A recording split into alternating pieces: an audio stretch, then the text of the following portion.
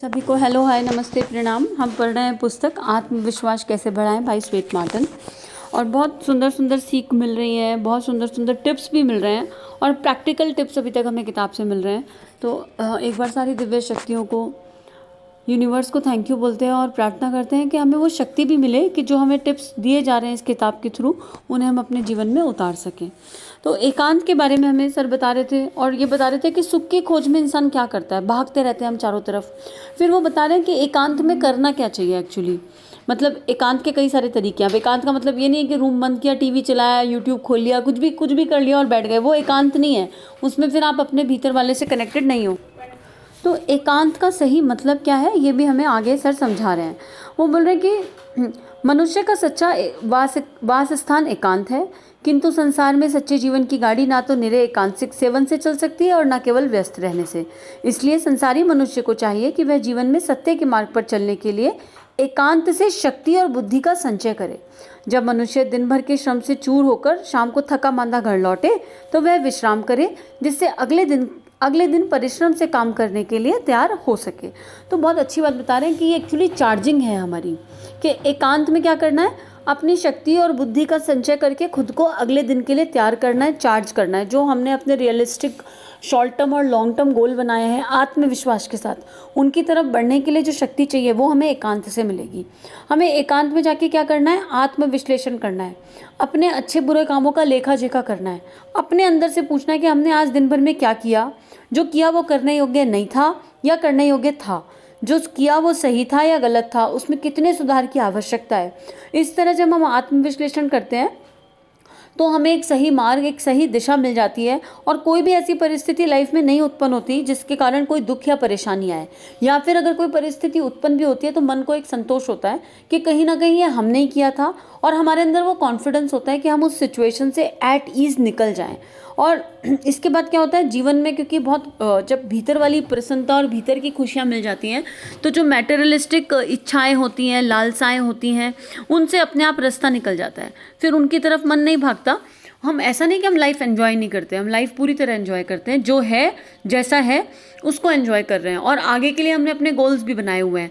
लेकिन अगर वो कल के दिन को कभी कोई चीज़ नहीं है तो उससे फिर मन दुखी नहीं होता हमारी, क्योंकि भीतर की प्रसन्नता बढ़ गई, हमारी प्रज्ञा विवेक जागृत हो गया, तो फिर हमारा पूरा कंट्रोल हमारे ऊपर है। फिर हमारी हैप्पीनेस का रिमोट कंट्रोल हमने किसी और को नहीं दे रखा। नहीं तो यूजली क्या होता है, हमारी हैप्पीनेस का रिमोट कंट्रोल ही हमारे पास नहीं होता, दूसरों को दिया होता है, मैटेरियलिस्टिक चीज़ों में उलझा हुआ होता है। अगर गाड़ी है तो गाड़ी में उलझा है, या किसी रिलेशनशिप से कोई एक्सपेक्टेशंस हैं तो उसमें उलझा हुआ है। मतलब हम खुश रहेंगे या नहीं ये कोई और निर्धारित करने लग जाता है। आगे सर लिख रहे हैं, बहुत महत्वपूर्ण लाइन बता रहे हैं, लालसा या तृष्णा जीवन की आवश्यकताएं नहीं, मूर्खतापूर्ण चीज़ें हैं, दुख के मूल हैं। हम उन्हें प्राप्त करने की चेष्टा करते हैं जिसकी आवश्यकता नहीं होती, इसलिए हम दुख उठाते हैं। यहाँ पर एक बहुत सुंदर चीज़ हमें समझनी चाहिए कि नीड और ग्रीड का अंतर, रिक्वायरमेंट और लग्जरीज़ का अंतर समझ में आ जाए तो लाइफ इजी हो जाएगी। नीड और ग्रीड में एक बहुत थिन लाइन डिफरेंस है। मुझे ये बताओ कि मेरी आवश्यकता कितनी है और आवश्यकता से ऊपर मेरा लालच कितना है। यहाँ पे ये नहीं कहा जा रहा कि आप लग्जरीज़ को लो नहीं, पर कोई भी एक्सपेंस करने से पहले, कोई भी चीज़ की इच्छा करने से पहले हम अपने आप से ये तो पूछें कि ये मेरी लग्जरी का पार्ट है या मेरी रिक्वायरमेंट। पहले हम अपनी बेसिक रिक्वायरमेंट्स पूरी करेंगे, और बेसिक रिक्वायरमेंट मतलब केवल मेटेरियलिस्टिक नहीं, मेरे 3 शरीर हैं तो उनकी अपनी अपनी रिक्वायरमेंट है। मैं प्राणायाम कितना कर रहे हैं, हम ध्यान कितना कर रहे हैं, हम नेचर के साथ कितना समय बिता रहे हैं, हम किताबें कितनी अच्छी पढ़ रहे हैं, मतलब मेरे इमोशनल बॉडी को, फिजिकल बॉडी को, मेंटल बॉडी को, तीनों की अपनी अपनी रिक्वायरमेंट है। तो रिक्वायरमेंट का मतलब यहाँ केवल भौतिकता से नहीं है, यहाँ पे रिक्वायरमेंट का मतलब कंप्लीट पैकेज है, माइंड बॉडी सोल का कनेक्शन। और अगर हम यहाँ पे कनेक्टेड नहीं है अपने आप से ही, अपने अंदर वाले से ही, तो यकीन मानिए हमें जितना भी मर्जी मिल जाए लाइफ से, हम क्रिपिंग मोड में ज़्यादा रहेंगे। तो क्रिपिंग मोड में रहेंगे तो उसका कोई फ़ायदा तो होने वाला नहीं, नुकसान तो अपने को ही होने वाला है। तो एक हैप्पी लाइफ जीने के लिए, एक भीतर की प्रसन्नता से कनेक्ट होने के लिए एक ग्रैटिट्यूड वाला मोड लाइफ में होना चाहिए। कितनी चीज़ें हैं थैंक यू बोलने के लिए, हमने कभी सोचा ही नहीं। अगर हम सोचने बैठेंगे तो हमें अंदाज़ा पड़ेगा। आज सब लोग एक लिस्ट बनाइए बैठ के कि अब तक जीवन में रोज़ कितनी चीज़ों के लिए थैंक यू बोलते हैं रोज़ हम। हमारे शरीर को ही हमने कभी थैंक यू नहीं बोला। हमारे आसपास इतना कुछ है थैंक यू बोलने के लिए कि हम बोल सकते हैं, देख सकते हैं, बात कर सकते हैं। तो अपनी अपनी ग्रैटिट्यूड लिस्ट सबको बनानी चाहिए। और रोज़ रात को सोने से पहले हमें ये भी चिंतन करना चाहिए कि दिन में आज ऐसी कौन सी 3 बातें हुई जिनके लिए हम यूनिवर्स को, खुद को, अपनी फैमिली को थैंक यू फील कर सकते हैं। तो उसके बाद सर आगे लिख रहे हैं, अगले टॉपिक में सर हमें बता रहे हैं कि आत्मबल की शक्ति को पहचानना, ये बहुत इंपॉर्टेंट है। बल की शक्ति अगर हम पहचान लिए तो हमारे अंदर में जो लो इमोशंस होते हैं, क्रोध है, निष्ठुरता है, विलासिता है और अहंकार है या दिखावा है, इस तरह के जो टेम्परेरी आवेग होते हैं और जो जिन टेम्परेरी को हम परमानेंट मान के जीने लगते हैं, अगर हमें आत्मबल की शक्ति मिल जाए तो उन टेम्परेरी से हम परमानेंट की तरफ शिफ्ट हो जाएंगे। हमारी कॉन्शियसनेस टेम्परेरी चीज़ों की तरफ नहीं भागेगी और हम परमानेंट हैप्पीनेस की तरफ अपने कदम बढ़ाना शुरू कर देंगे। और यहाँ पे सर ये भी लिख रहे हैं कि ये सब प्राप्त करने के लिए सबसे इम्पॉर्टेंट है आध्यात्मिकता को समझना। रिलीजियस होने की बात नहीं कर रहे हैं, यहाँ पे स्पिरिचुअलिटी की बात कर रहे हैं कि हम अध्यात्म की सही दिशा को समझें, अध्यात्म हमें क्या सिखा रहा है, क्या समझा रहा है, उसको समझें। देन ओनली ये सब पॉसिबल है, क्योंकि ये सब करने के लिए शक्ति चाहिए ना, नहीं तो हर समय मन झुंझलाएगा, हर समय गुस्सा आएगा। अगर मन का खाना ना मिले तो हम गुस्सा हो जाते हैं, अपने मन से पहनने के लिए वस्त्र ना मिले, जैसा मैंने आज पार्टी में सोचा था मुझे वैसे कपड़े नहीं मिल रहे तो मेरा मन खिन्न हो जाता है, दुखी हो जाता है। ऐसा हम सबके साथ कहीं ना कहीं होता है कि जो मटेरियलिस्टिक चीज़ें हम सोच रहे होते हैं वो हमारे हिसाब से नहीं चल रही हैं तो हम खिन्न हो जाते हैं। तो अगर हम आध्यात्मिक समृद्धि को समझ लें कि हमारे भीतर ही सारा सुख, सारी हैप्पीनेस दुनिया की हमारे केवल अंदर ही अंदर है, कहीं ना कहीं अंदर है, बस हमें उसको दृष्टा भाव से देखना है, उस तक पहुंचना है, उसको जानना है, तो सब कुछ फिर अपने आप हो जाएगा और फिर एक प्रसन्नता का भाव हृदय में हर समय खिलेगा। उसके बाद सर बोल रहे हैं कि आत्मबल की शक्ति को पहचानने के बाद एक विपुल आनंद होगा, एक परमानेंट आनंद की प्राप्ति हमें रहेगी। और यहाँ क्योंकि अज्ञानता से हम दूर आ जाएंगे, विवेक जागृत हो जाएगा, तो हमारे अंदर वो करे जाएगा कि हम अपनी गलतियों को एक्सेप्ट करें।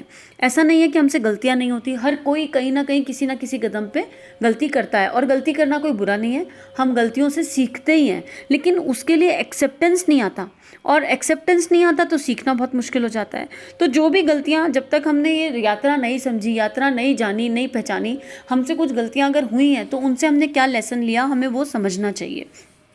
और हम समझ जाते हैं क्योंकि हमारी विनम्रता जागृत हो जाती है, हमारा धैर्य बढ़ जाता है और हम जीवन को एक बड़े विस्तारित स्वरूप में देखने लगते हैं।